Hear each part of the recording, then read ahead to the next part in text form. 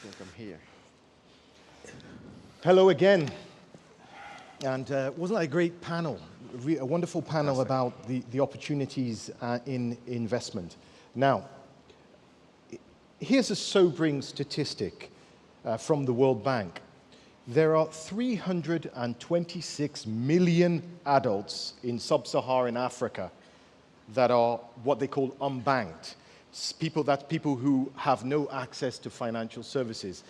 Earlier in the day, a gentleman stood up and mentioned another statistic, that about 6%, only 6% of Africans are actually fully banked, have access to financial services. Now, across Africa, governments recognize that inclusion, financial inclusion, is an integral enabler for achieving development and poverty eradication. Digital technology in finance, called Fintech, and in particular mobile money solutions, are set to revolutionize the way we think about and the way we use money.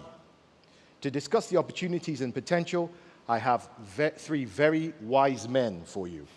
Tayo Oviosu is banking the unbanked in Nigeria and beyond. Those were your words.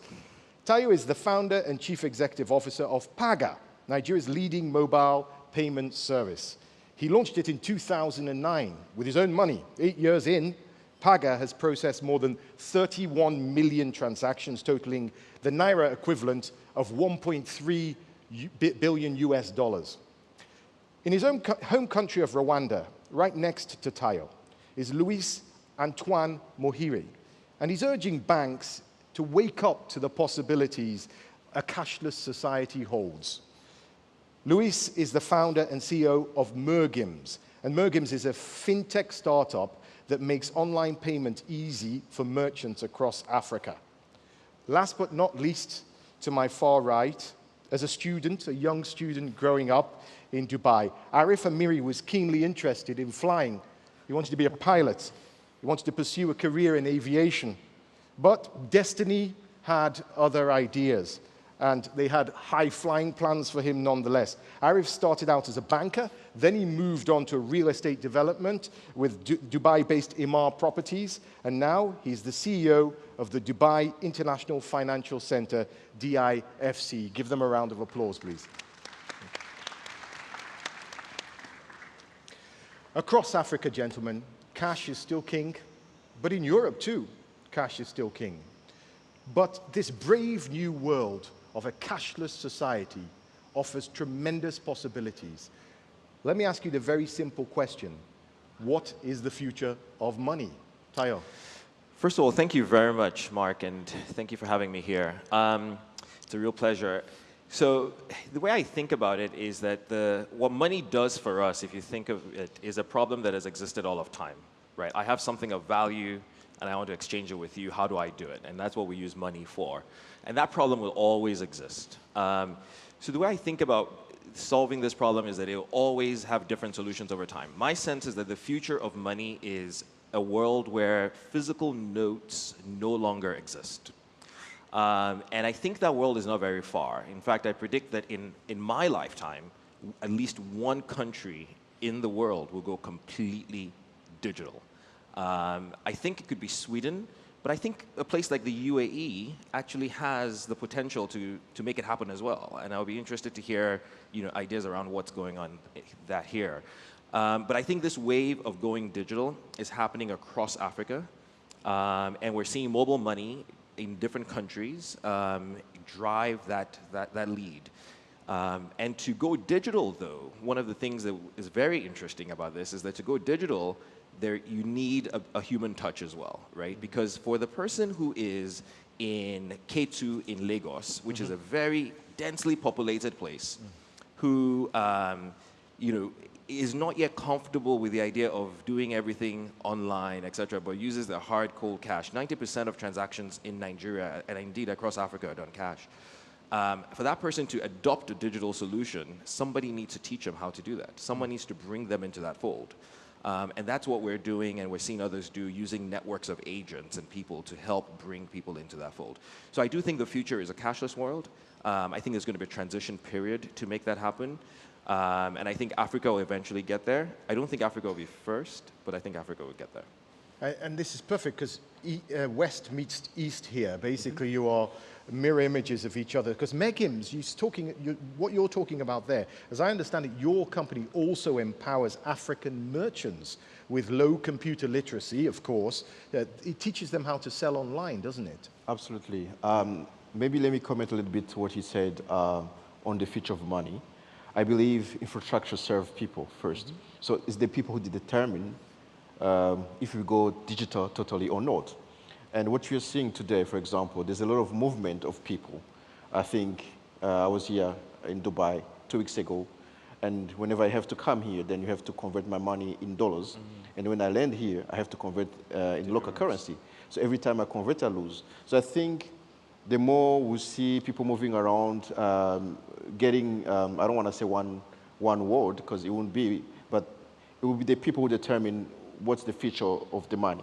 Now, on what you're doing in Rwanda, and what you would want to do in Africa, is the future also is online. Internet is going to be a public infrastructure that people need to use. So if now you wait until people have the same level of computer literacy as the Western world, then it will never catch up. We will totally miss that opportunity. Now, what we've done, we've simplified the process for anyone. It could be a freelancer, it could be someone selling his song, selling the books, or even selling tickets, to simply open a Mergims page, like a Facebook page, and instantly start selling his goods. And again, the issue is now, how do we pay? So that's why Mr. Paga comes in, and by also saying, infrastructure such as mine needs infrastructure such as his, and that is because people need to sell to the whole world, no longer just to Rwanda. So the future, I think, will be determined by the people, but definitely it's going to be digital. Now, now, Arif, one thing I should mention is you're almost here in Dubai, an evangelist for fintech, because at DIFC you have the incubator, the accelerator for fintech that's encouraging this. So from you're in a very unique position, because Dubai is always the place that has ideas worth spreading, I would say. That's right. So where do you see it from your vantage point? Well, it's really interesting. I mean, I think, you know, when we look at the future of finance, when we look at the future of money, really innovation is going to be the core of it. We've already seen organizations, businesses, startups really use different tools, different gadgets. Blockchain has been really phenomenal there. I think we've used it as payments, as trade services, kind of arrangements as well. And we look at the region itself, when you look at the penetration of financial services, it hovers around, when defining the region, so for us it's the Middle East, as DIC, the Middle East, Africa, and South Asia, the level of financial services penetration really stands up at about 30%. So that talks about the huge upside there when it comes to matter of inclusive growth and inclusive finance. So there's a big opportunity on the table here. And now, based on what being said, right, I think everything's going to go digital. There's no way that we don't go digital. We need to be a cashless economy, and I think that's going and it's going to happen. But, you know, referring back to the Fintech Hive, we have an entity that's based there called Bridge.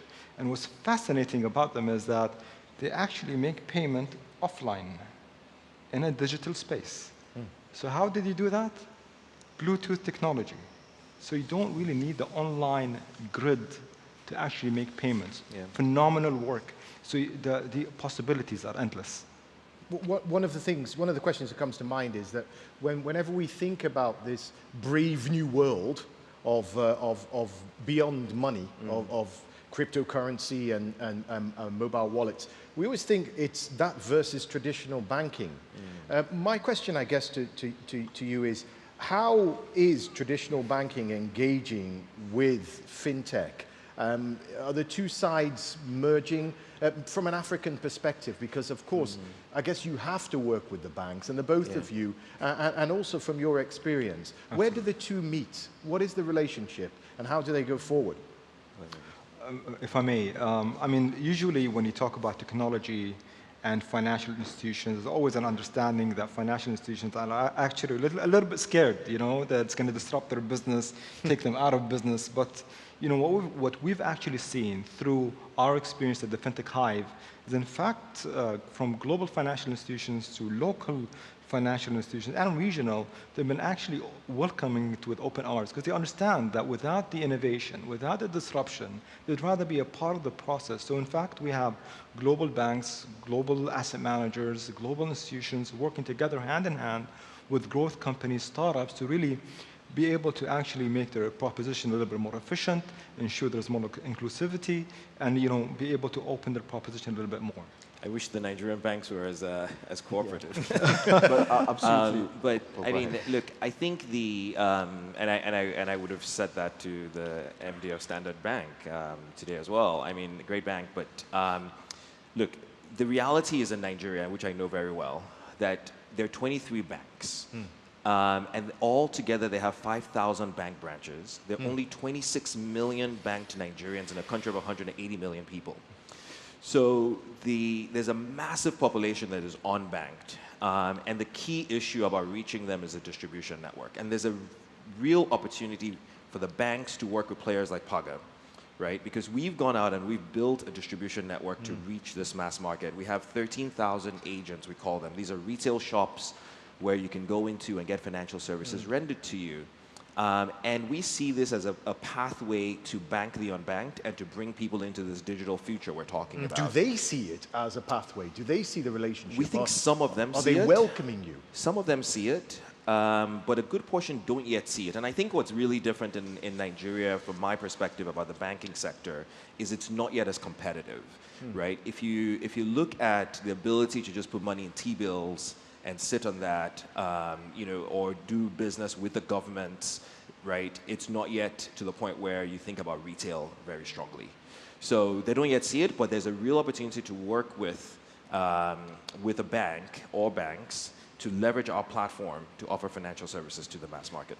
Does this echo what you've seen in Rwanda? Not really. Rwanda is totally different, maybe because we have no choice to innovate. Meaning in Rwanda, for example, when I started my business in 2015, I went to the central bank and they had no idea of what fintech was. But today, they have a task force in charge of blockchain technology, all those things, in 2 years already. So, and they have a law called electronic law, allowing fintechs company to start and then get regulated later, like a year afterwards, after you understand what you're doing. So there's an openness from the banks in Rwanda, or let's say in East Africa. But also I want to say many fintech company or startups believe that they're gonna kill banks, and I don't believe it will happen. It's like saying Expedia will kill all airplane companies. It's not possible. I think fintech is just a matter of simplify or making finance services more accessible to many people as possible, which banks have not really time to do the research and development, innovation. So I think the collaboration would absolutely be the best way to go.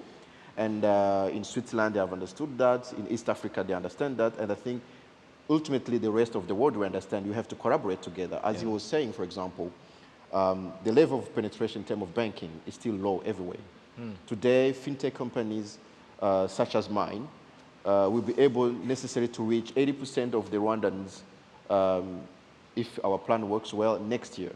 We're going to give some smart devices, subsidized smartphones, on which Paga comes on, give you a payment system. I do my online payment system, or someone distribute other kind of services like saving schemes. So instantly, I can reach 80%, but I still need the bank to clear my transaction. I still need the bank to comply on international level. So I don't think banks will fail or will disappear. It's just a matter of collaboration. Absolutely. Now, speaking of technology, I have in my hand here an iPad. So if you have any questions, you can actually get them right to us right here. Other than that, we'll open up the mics in a moment for people to ask questions directly. You mentioned government, governments. Private sector may be pulling the purse strings, but policymakers have a key role to play in accelerating this future of mobile money.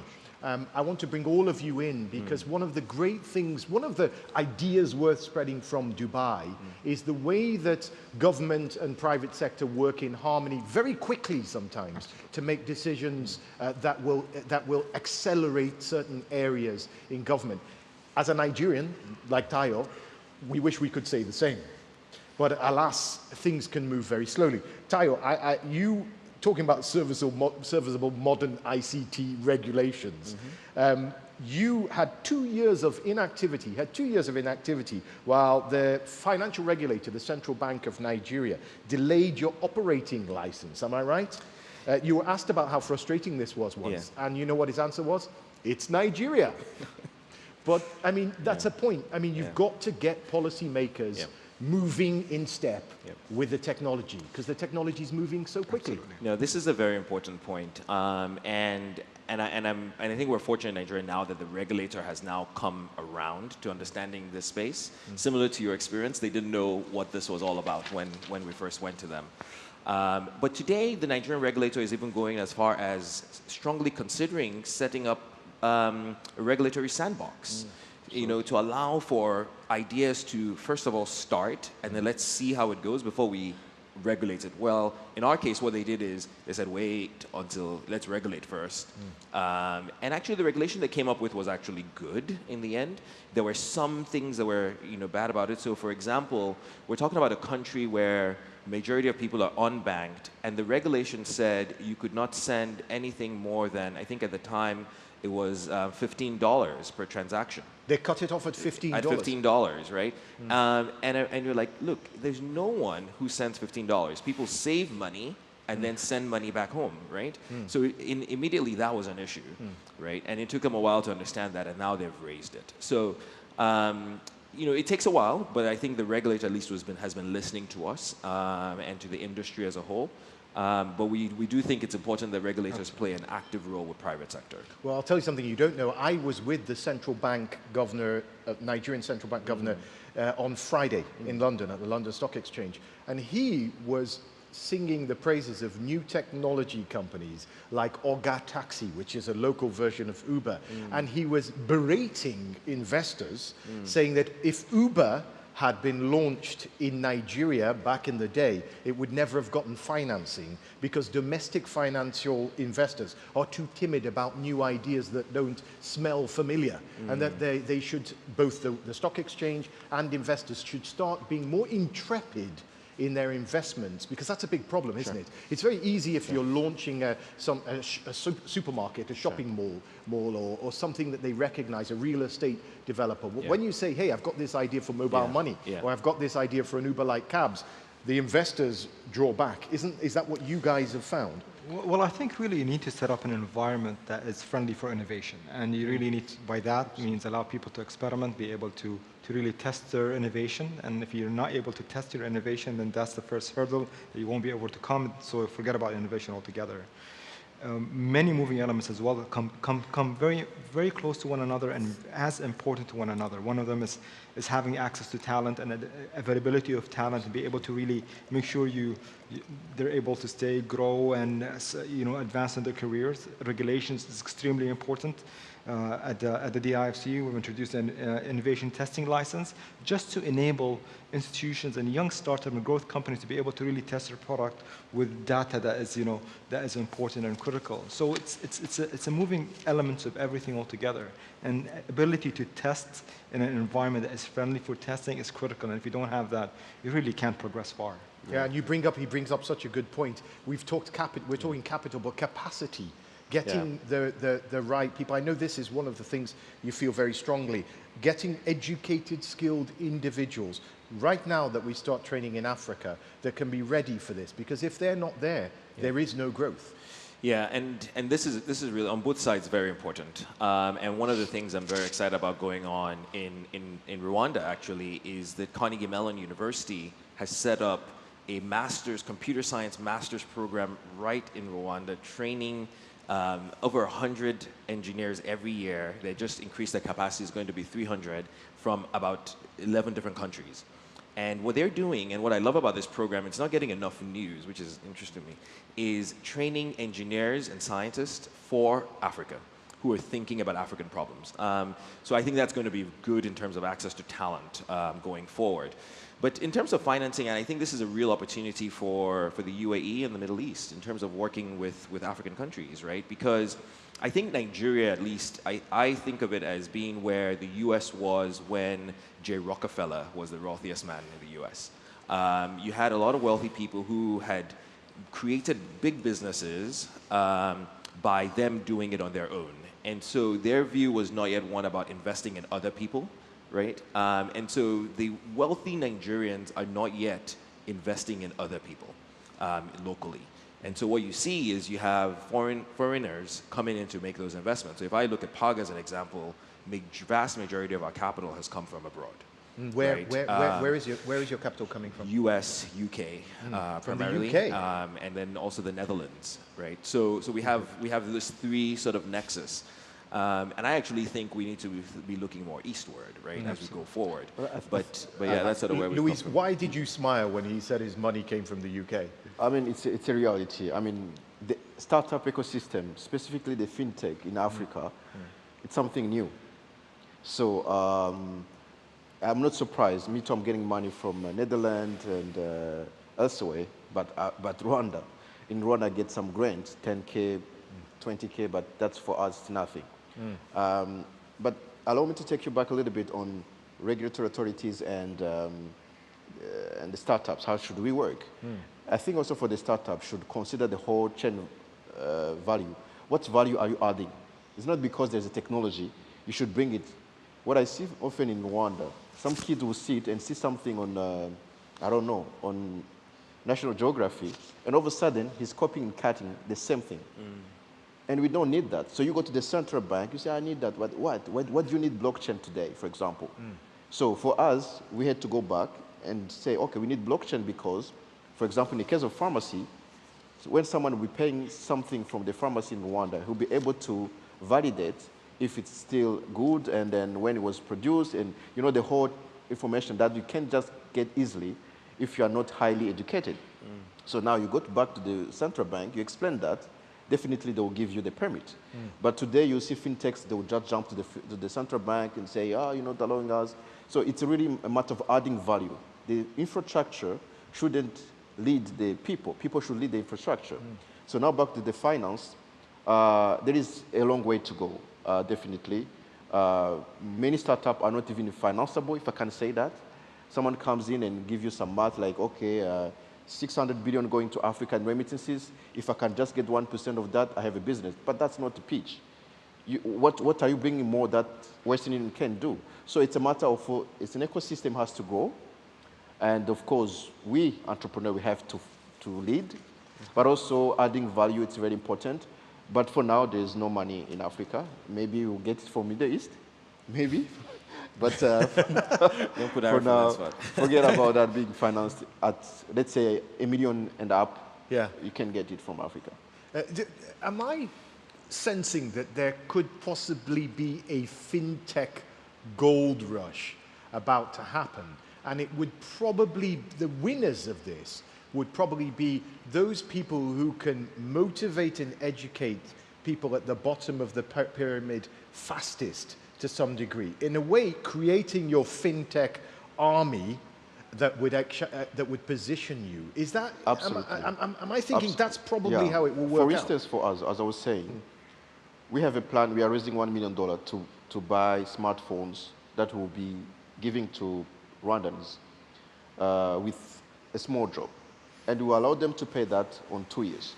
So now, all of a sudden, if we bring, let's say, 2 million smartphones to Rwanda, we have 2 million people that can now get some scheme in insurance, saving schemes, because the blockchain technology can validate where you live, what you're doing, and all of a sudden, those people also can pay with Paga, payment gateway. So you understand, the moment people will see this opportunity, the fact we are not having a lot of people that are banked, traditionally banked, it's actually a gold rush, as you say. And I'm trying to raise that money as fast as I can. And maybe if I can get 1 billion smartphones, I will give it to Africans for free. And now my services that are on that smartphones, that's where the money will be. And you've laid your platform. Absolutely. Our return on investment projections will be 200%. on that million you are raising on 2 years. Do you want to respond to that, gentleman? Sure. Sorry? No, go ahead. Well, I think I'd like to refer to the first point. When it comes to capital flow, I think that within the region from Dubai through Africa, I think the capital flow will be there without a doubt. Secondly, it's really when we look at the fintech as a whole, I think it's not only a gold rush, but I think it's really the way, the future of finance. It's going to be an expectation where the millennials will have a different kind of expectations how they're going to be engaged. So there's a little bit less patience. There is, they want faster service, greater access. So the whole methodology of the financial world will change. And I think that's something we need to embrace as organizations, whether it's as a platform or as a financial institutions. And to be truthful and honest, we've seen certain financial institutions even adapt their own accelerators. We're working, who are we talking to? And they're actually based in Africa as well. I think I've mentioned the name of the bank in our sit down. So there is progress to be made, and I think that it will definitely shape how we conduct business going forward. Absolutely. Yeah, no, I think the opportunity is how do you get the masses, right? Because that's that's the potential of Africa, right? It's 1.2 billion people, right? And how do you get the masses to adopt digital? Yeah, and somebody right? And earlier. How do you go over to that? Just to interrupt you for a second, somebody earlier over there, a gentleman invests out of Dubai. He was talking about how great Dubai was as a platform for him to access Africa. He said he was involved in technology, but his challenge was the human problem.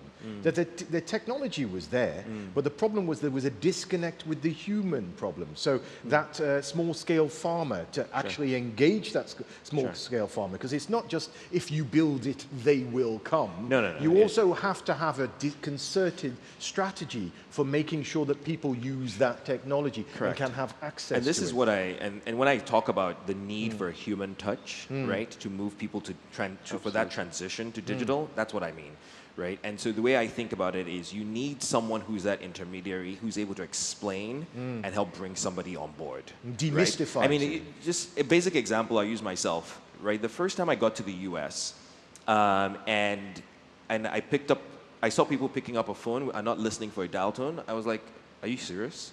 Because I grew up with, you pick up the phone, you press the thing to get a dial tone. Eventually, I was like, oh, so I had to see it and someone to demystify it for me, right? And I said, oh, actually, it works that way. And then I got used to it. So we're not going to leapfrog that process. So you still need, and that's what we do by building out this network of agents who are in the rural areas. So that farmer will have an agent in their town who would actually then show them how they can get an account without going to the bank, do *242 on their phone. It doesn't have to be a smartphone. And they can use Paga. They can save their money there. They can get a savings account from a bank, right, on Paga. They can get a loan, etc. And then they're brought into the financial world, into the financial fold. So the opportunity FinTech has is to provide this distribution channel that solves the payment issues. And over time, the technology will change.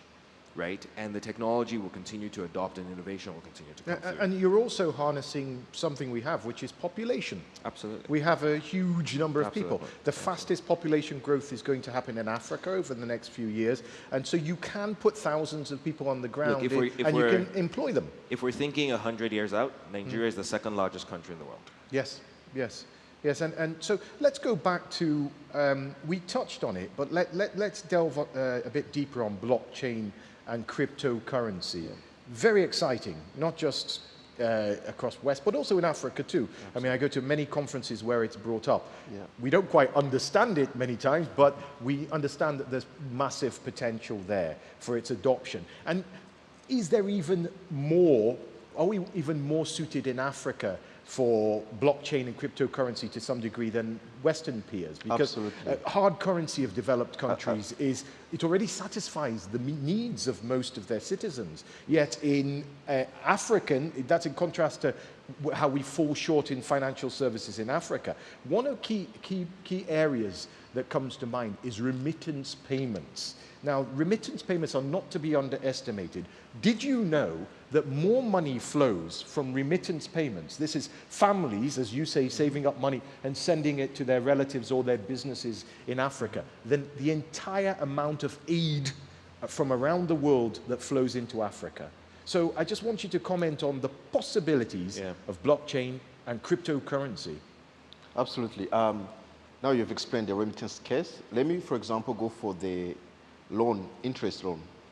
In Rwanda, banks will give you 19% as interest. And I think most of African countries, when you get a loan, it's around 15 to 20%. Yeah, very higher interest rate. Exactly. So, and the issue is what?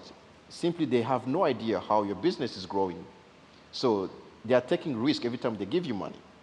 But with blockchain is simply a way of distributing data. Let's say you're a business, every time you transact, and me, let's say you are a provider of raw materials, we both generate data that can be modified.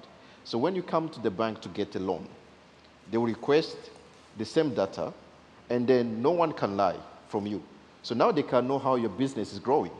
So I believe blockchain will definitely bring down the interest rate, and the moment the interest rate goes down, then you can see more activity economically growing. Now, on remittances, I think government will also step in and create their own government cryptocurrencies. Simply because I'm not really a fan of just mining something from out nowhere because you have the most powerful computer. Because if it's that, we are already behind. You know, the power needed to mine one Bitcoin probably will need computer to full of this room to just mine one Bitcoin. And the energy needed to produce that, not many Africans can afford that. So we are already behind with Bitcoins, with Ethereums. So I think government will create their own cryptocurrencies and manage it maybe in a way that is more electronically, let's say, advanced rather than the traditional way. But I think the most significant impact will be on how do you generate those needed data in order to have an economy that is very viable. So I don't think, I mean, just to come in, I mean, maybe to disagree with you a bit, I don't think that Africa has a greater need or benefit out of blockchain and cryptocurrency. I think it's no different than the rest of the world. I think the benefit is clear, but I also do not think Africa will lead the way on this. And the reason why I do not think that is because the regulatory frameworks are not advanced enough. And people and the regulators are not as willing to take the risks, right? So I think you need an environment where either, the only place in Africa that I think maybe would is Zimbabwe, right? And that's because of the issues of Zimbabwe. Yeah. At the end of the day, like whoever, whatever happens in Zimbabwe at some point, right? So if you look at why EcoCash has really taken off, is because we don't have currency, right? And they're trading in dollars. But if you leave that aside, and all due respect to Zimbabwe, but if you leave that aside, then I think it's countries like Sweden where it's already normal to go digital. Like everybody's digital already, right? Or a country that says, you know what, we can actually, not only put the energy behind it, the forethought behind it, but actually make it happen, right? In our population to go digital. So I think the benefits will be there. I think we'll eventually get there. I just don't think we'll lead the way on it. Is my view. I want to bring in Arif. I mean, His Highness was here earlier, Sheikh Mohammed, and he's steered Dubai towards stellar milestones in terms of being a global center of excellence in many key and new sectors. So looking at the Dubai example, you must be very much looking very closely and making very fast strides with regards to cryptocurrencies and blockchain. I want you to just first kind of tell us what you're doing. What is the conversation in Dubai at the moment? I think we need to be really forward-thinking, and if we need to be really paving the way for the industry to actually nourish and grow, we need to be open to new, fresh ideas and see how they're actually applicable to the industry we actually serve. So cryptocurrencies, yes, there are debates whether it's the right way to go forward or not. There are definitely two camps, but definitely there is room for it to actually change the industry itself. Going back to your point, whether there's a real need for the region to adapt cryptocurrency, for example. We've seen we're a cash-based economy. We love our cash. We love to deal in our cash. 90% of everything we do is in cash. And we don't need to really wait to go from cash to plastic and then to anything else. So there's a loop that we can take, a jump that we can take to really allow us to be at the forefront. So I think that there is room for us to really take the lead there. When it comes to regulations, just to go back to that point, I think, yes, the regulators are usually risk averse, but when it comes to innovation, that's why it's so important for us to be able to really not over-regulate the market, to allow innovation to really be tested and driven forward. Because once you start putting the regulations, that's when you start hurdling things really, really strong. For blockchain, I think, when you look at the trade levels between Africa as a continent and the UAE and Dubai in specific, and the relationship that we actually have there, there's no doubt that blockchain and open ledger system can actually benefit the two continents greatly. So we are investing quite a lot in terms of the blockchain technology as DIFC in particular. We have new things that will be announced, especially in the framework of KYC, for example, that will enable data transfer, the open ledger system to really work, to be able to identify your clients faster. I mean, if we look at India, for example, one of the problems they actually had is the ID problem. And they've actually solved this through the biometric. And when they actually did this, they've actually discovered we created a new market for financial services because everybody had ID. So imagine how blockchain can play in that role. So there's a massive amount of opportunities, and I think, the regulations aside, I think we should be able to overlook them before we're thinking Bitcoin, blockchain is something we should be able to welcome. Arif, a question just came through for you. Wonderful. How can the Dubai International Financial Center support Africa's fintech story? I think we had a conversation with one of the African banks yesterday. They were talking about the incubation or the incubator they actually have within their setup. They had 6,500 startups actually pass through that incubator in a span of a year and a half. So wonderful phenomenon. When it comes to our accelerator, we have and they were actually South African startups, South African businesses that are growing. So it was purely dominated within South Africa. So if you look at, for example, our accelerator within the DIFC, we had a huge network of 32 different countries connect into the DIFC. So there's definitely synergies in terms of connecting one accelerator to the other and be able to pivot from there. The movement of talent, the exporting of one concept from one continent to the other, and be able to really leverage on that. Let's talk about the Pan-African opportunity going across Africa. We're here at Dubai, which is a tremendous gateway towards the whole of Africa as a market. And we heard earlier about how there's changes afoot, that we might be going in the opposite direction of Europe and actually creating one market, which is very exciting. One audience member wants to know how companies like yours can be leveraged across Africa and beyond. How do you spread? Yeah, so I mean, look, I think the future that I see on this front is that, companies like Paga, moving money digital, allow for trade to happen a lot easier.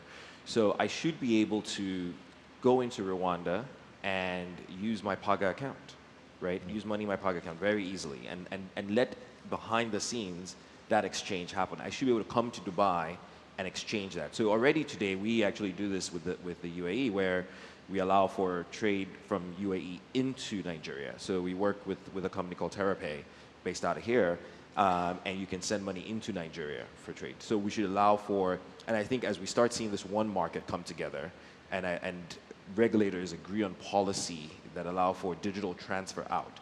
Currently, Nigeria does not allow us to send money out of Nigeria except you're a bank.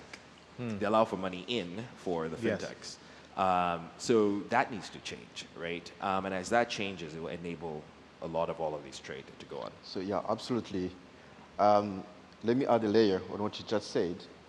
I should be able to buy a song from Nigeria, and I'm in Rwanda, pay in Rwandan currency with Paga, and you withdraw the money with Naira. Naira, absolutely. So now my technology will enable that singer to make sure the copyrights goes to him, because we are using blockchain technology. We need such dynamic in finance, but also the technology to enable to make sure the money goes directly to the right person, to the individual. And our business, Mergims, definitely from day one, even the name comes from Market Merger. That's the official name registered in Rwanda, Markets Merger. Our goal is to merge the markets. So we mixed it and it becomes Mergims. Mergims like Google. It means nothing, but it came from that official name.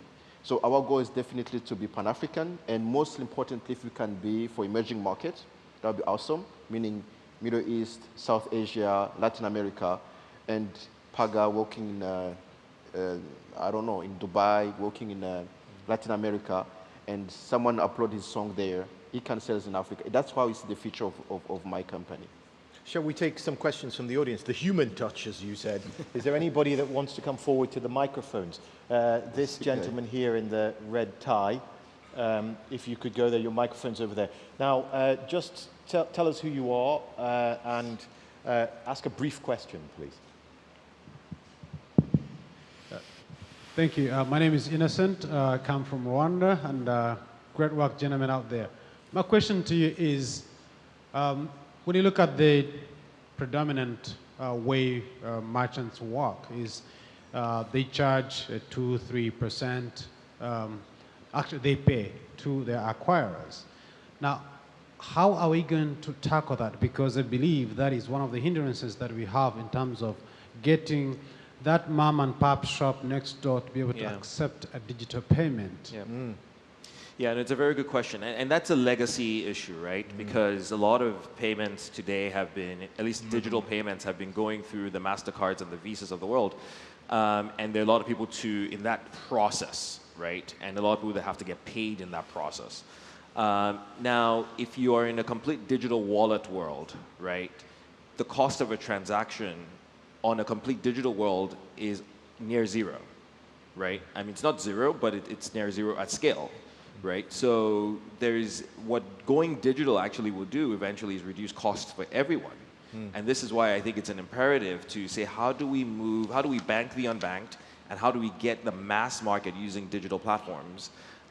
Because then the cost of that exchange could be brought down. And I guess that's why Paga has grown so exponentially, because you've been able to keep fees down, and that's why you've seen that. And we think that there's more room to reduce that over time. Okay. But also, maybe if I can add a few elements, I believe also in what we call subsidized business model. The electronic economy, for example, if I accumulate a lot of data, I'm able to maybe get 2% from those data, 2% of charge. Let's say financial institutions wants to know what's happening in my economy. They comes to me, they pay certain fees. Then I will be just charging 1% to my customers, because the other 2% comes from the huge amount of data. Think of Gmail. It costs a lot of energy to exchange emails between. We don't know that. We think it's free, but it's not free in reality. Those data, it's money, it's value. So, and I think that's one of the things we have to go digital, because definitely the cost will reach almost zero. Any other questions from the audience? Raise your hand if you have a question from the audience. Am I missing someone? Yes, this gentleman here. The left has the advantage at the moment. Hello, sir. Who are you? Hello. I'm Fakr Ahmadov from London. My question is about the financial infrastructure. Do you think in the 21st century, financial services should be free, like roads, like Google's, Facebook's services? Absolutely. Should they be free? Absolutely. Mergims, we want to make it free. When we started Mergims, we charged 5% to the client, you taking a credit card, and also the merchant was giving us a commission. But 2 years later, we took away the fees you were paying when you're paying us. And in the long run, as we accumulate a lot of data, the merchant also, we want him to be free. We're going to be a data-driven economy, and it will happen. Tayo, the final word. Are we going to see Fintech revolutionize things for the rural masses, for the rural masses, the people that, not just the unbanked, the unreached at the moment? Crystal ball gaze for me.